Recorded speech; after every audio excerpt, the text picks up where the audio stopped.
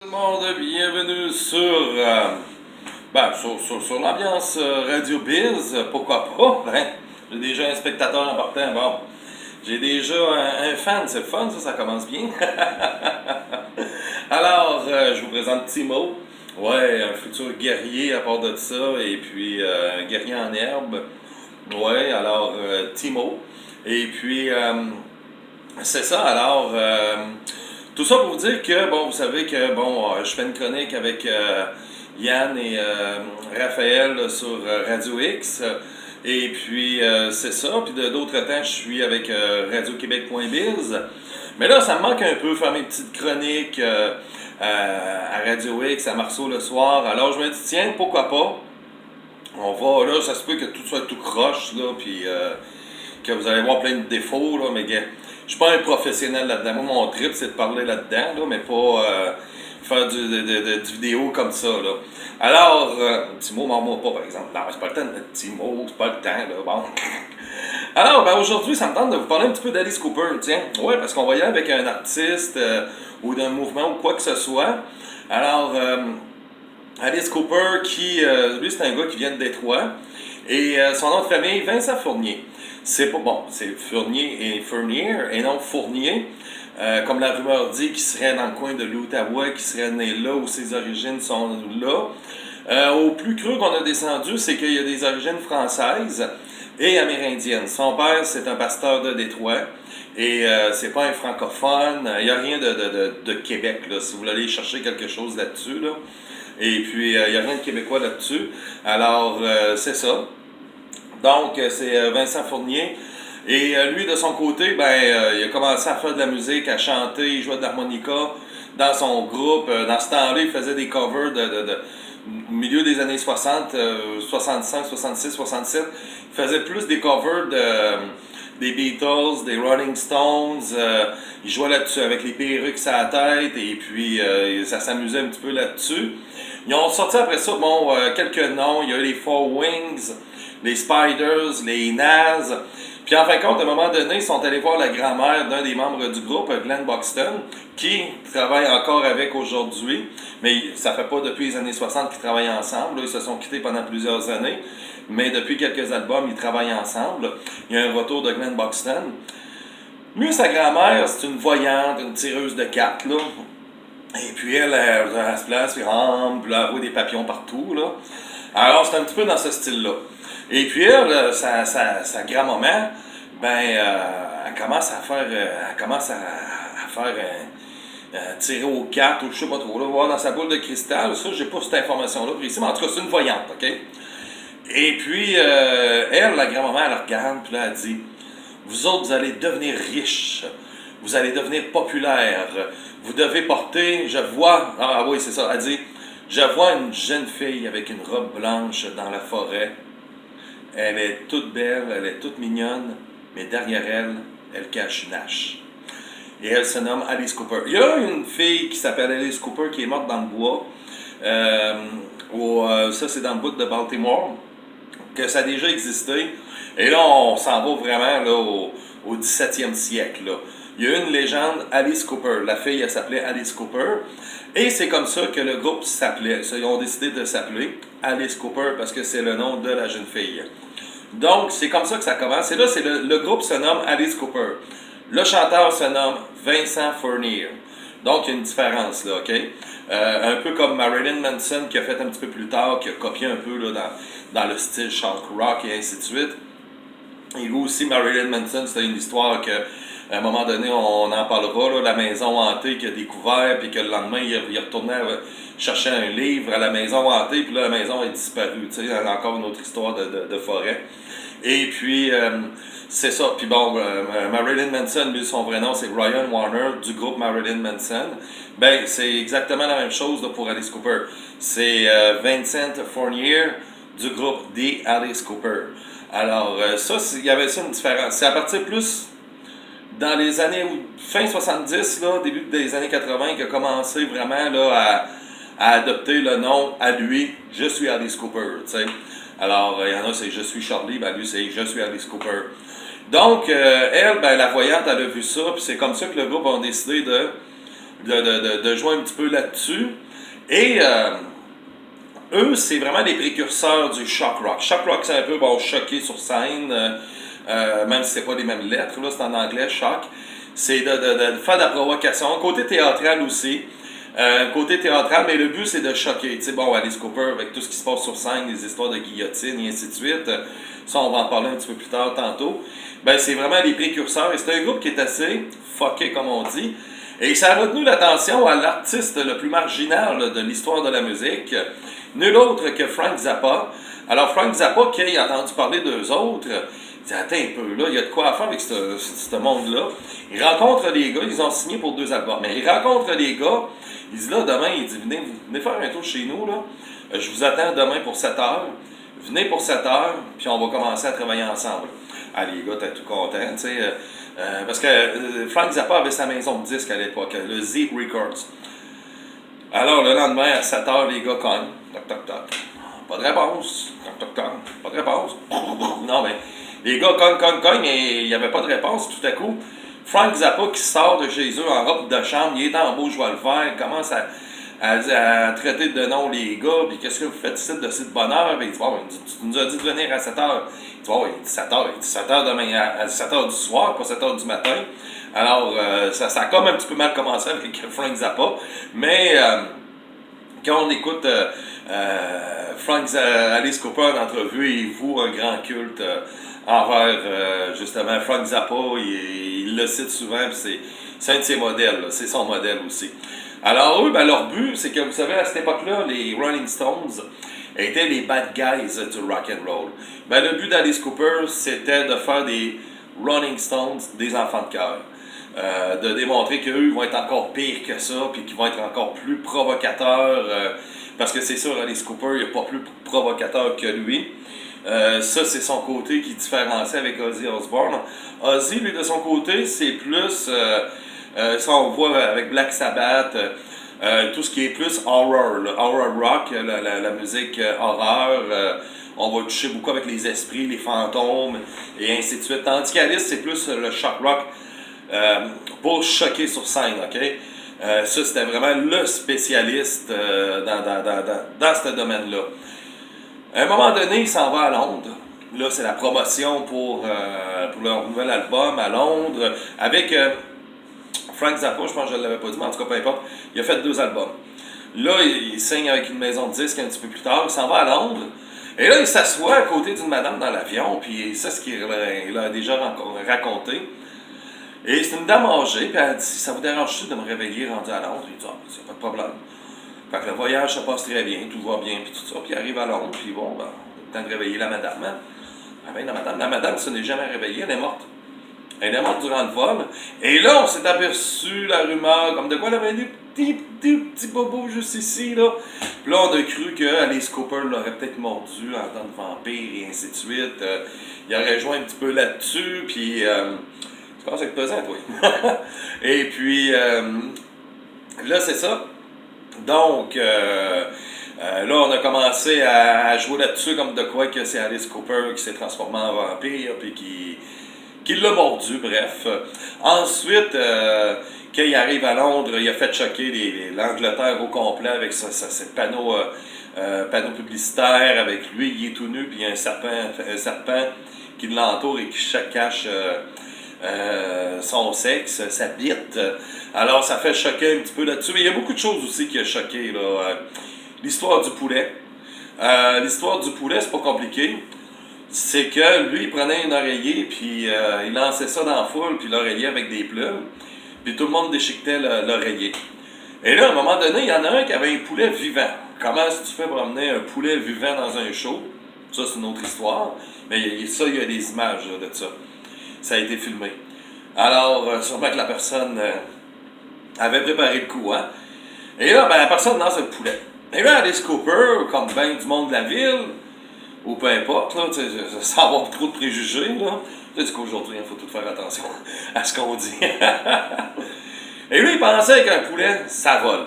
Donc, il a pris le poulet, puis il l'a lancé dans les airs pour qu'il se mette à voler. Sauf qu'un poulet, ça vole pas. Donc, le poulet a tombé dans la foule. Qu'est-ce qui est arrivé? c'est que les gens ont déchiqueté le poulet vivant. Et là, la SPCA ont commencé à le surveiller à tous les concerts pour s'assurer que ça ne se reproduise pas. Alors, ça, c'est l'histoire du poulet. Killer Babies, la chanson, c'est qu'il arrive sur scène, puis il y a une poupée d'un bébé sur scène, puis il torture le bébé, la poupée, autrement dit, à un moment donné, il arrache la tête, comme ça. Excuse-moi, Timo, tu peux t'en coucher. Et puis, là, c'est ça, fait que là, on était très choqués, mais tu sais, lui, il parlait un peu comment est-ce qu'un enfant qui est battu, qu'est-ce qu'il peut ressentir, et ainsi de suite. Il y avait un message à lancer un petit peu dans tout ça, là, tu sais. C'était vraiment, là, un petit peu là-dessus, là. Alors, il y a eu Killer Babies, aussi, bon, The Ballad of Dwight Frite. Ça, c'est le personnage Fritz, un gars qui est malade mental, là, qui est enfermé. Puis lorsqu'il a tourné, lorsqu'il a enregistré cette chanson-là, Alice Cooper a voulu prendre une camisole de force pour ressentir ce que la personne avec la camisole de force ressent. Puis surtout lorsqu'il fait les paroles, là, I wanna get out of here, je veux me sortir d'ici, je veux me sortir de ça. Puis là, tu sais, c'est vraiment l'émotion là, qui va direct là-dessus. Là, quand il fait cette chanson-là. Ensuite, ben c'est ça, c'est aussi le meurtrier du mouvement hippie. Au début des années 70, vraiment là, 1970, il y a eu Woodstock, puis après ça, bon, c'était bien beau Woodstock, mais après ça, ça a commencé à s'essouffler un peu le mouvement hippie. Et le mouvement hippie, c'est le mouvement, là, les Mamas and the Papas, les Doors, et justement, Alice Cooper faisait la première partie des Doors à Los Angeles. Et pourtant, en plus, Los Angeles, c'était la maison des Doors. C'était leur château fort, là, tu sais. C'était un groupe du coin, et ainsi de suite. Tandis que lui, Alice, c'est un gars de Détroit, tu sais. Et puis, il fait la première partie des Doors, et rendu en deuxième partie, lorsque les Doors arrivent sur scène, ben, les gens criaient « Alice, Alice, Alice ». Donc, selon lui, Alice Cooper, c'est un peu là où ce que le mouvement hippie est tombé carrément, que ça a été la mort du hippie, et c'était la naissance du hard rock, la nouvelle génération musicale qui arrivait cette journée-là. Ça a été vraiment là, à partir de là, selon Alice Cooper lui-même. Alors, est-ce que, bon, ça peut être vrai aussi, pourquoi il l'inventait, je sais pas. Mais c'est ça, ça a été un petit peu le tueur du mouvement hippie. Son anecdote aussi avec Elvis, hein. Il arrive, puis il rencontre Elvis, puis je sais pas trop dans quelles circonstances ils sont ensemble. Et Elvis prend un fusil, met des balles dedans, donne le fusil à Alice, il dit « Tire-moi dessus ». Ah, il dit « Tire-moi dessus ». Là, Alice, il est là, voyons donc, je pense que je vais tirer sur toi, je tirerai pas, tu sais. Là, il imaginait déjà le lendemain faire la une, tu sais, je peux me mettre comme ça. Je t'imaginais le lendemain faire la une, tu sais, Alice Cooper a tué le King, tu sais. Puis le gars, ben, ça il tentait pas, là, tu sais, il veut pas tirer, puis Elvis, il insistait vraiment, là, tire-moi dessus, puis Alice était là. Puis à un moment donné, il arrive, puis, tu sais, il place son gun, puis en fin de compte, Elvis, c'était tout ça pour lui faire une passe de karaté. Puis là, il arrive, puis il met Alice Cooper à terre, puis il l'immobilise, puis c'est ça, là, tu sais, c'était vraiment, là, c'était fucké comme ça, là. Elvis, c'était un autre fucké, lui, là, tu sais, c'était assez pénible à la fin, mais tu sais, c'était un autre fucké dans la tête, là. Puis Alice, ben, il était pas si fucké que ça, Alice, par exemple. C'est un homme très intelligent, très cultivé. Aujourd'hui, tu vois qu'il est très... il a changé. Il a eu des problèmes d'alcool, et justement, ces problèmes d'alcool... c'était surtout dans les années 70. Il est allé dans une cure à New York. Et c'était quel album? From the Inside. Et dans cette cure-là, c'était en même temps, c'était un hôpital psychiatrique. Alors, à cet hôpital-là, ben, lui, il était inspiré un petit peu par les gens, leur situation de vie, comment est-ce qu'ils vivaient. Et c'est ça qui l'a inspiré de l'album From the Inside, là, tu sais. C'était vraiment là, ce côté-là. Et également aussi, bon, fin 70, ben, on le connaît d'un autre côté, c'est la mode du disco.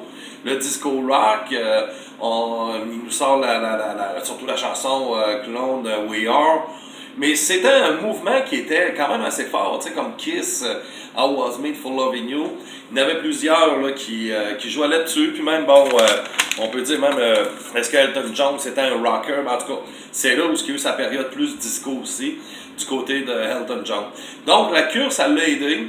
Dans le début des années 80, il s'associe avec King Roberts, un guitariste, un gars qui a 24 pouces de bras. Lui, King Roberts, on l'a vu aussi, on le voit avec Alice Cooper dans les vidéos, tout ça, il n'y a pas de problème. Mais une petite chose à préciser, ce n'est pas le frère de Jake the Snake Roberts. Ils n'ont aucun lien de parenté ensemble. Il y a le lutteur Jake the Snake Roberts, qui lui, de son côté, c'est un autre, tu sais, bon, c'est pas un gars de 24 pouces de bois, mais c'est quand même un lutteur, là, tu sais. Un lutteur très populaire des années 80, c'est celui qui avait le serpent. Alors, au point que même Alice Cooper a participé à un gala de WrestleMania 3. Ça, c'est le WrestleMania où Jean Ferré et Hulk Hogan se sont affrontés. Ben, il y avait le combat contre Jake the Snake Roberts contre le Honky Tonk Man. Ça, c'était un genre de gars qui est un alter ego d'Elvis, là. Et puis, c'est ça. Mais sauf que Jake the Snake Roberts et King Roberts n'ont aucun lien de parenté, ne sont pas frères, ne sont pas cousins, ils n'ont aucun lien de parenté. Alors, il s'associe avec lui, il sort un hymne, une des grosses chansons de sa carrière, Freedom, un des grands classiques et même plusieurs autres, là, même avec l'album Constructor. Il participe à Jason Vendredi 13, le 6e. Ça, c'est He's Back, The Man Behind the Mask, avec Jason. Ensuite, un petit peu plus tard, il s'associe avec Joe Perry, le guitariste d'Aerosmith. C'est là-dessus, là, la pièce Poison. Bon, ben, c'est un petit peu là-dessus. Début des années 90, il décide d'y aller en mordant. Pourquoi tu me mords, toi? Depuis quand tu me mords? Timo! Wow. Ah ouais, je préfère ça que tu me lèches. Ouais, merci. Alors, petit viking, futur viking. Alors, c'est ça. Et puis, début des années 90, il décide de vouloir sortir le Sgt. Pepper du hard rock des années 90. Et cet album-là, il décide de mettre le paquet, le budget, la grosse promotion. Imaginez, dans cet album-là, on retrouve Steve Vai, Joe Satriani, Eric Singer, qui est à cette époque-là, c'est là qu'il allait remplacer Eric Carr avec Kiss, Eric Singer, suite au décès d'Eric Carr. On retrouve, bon, je vous ai dit, Steve Vai, Joe Satriani, Mick Marsh, Nicky Sixx de Motley Crue, Ozzy Osbourne. Il y a un paquet de monde, Desmond Child comme producteur qui était à cette époque-là un des plus réputés avec Bruce Fairbairn et Mutt Lange à cette époque-là. Tout un producteur. Bref, il met le paquet, il met le cash.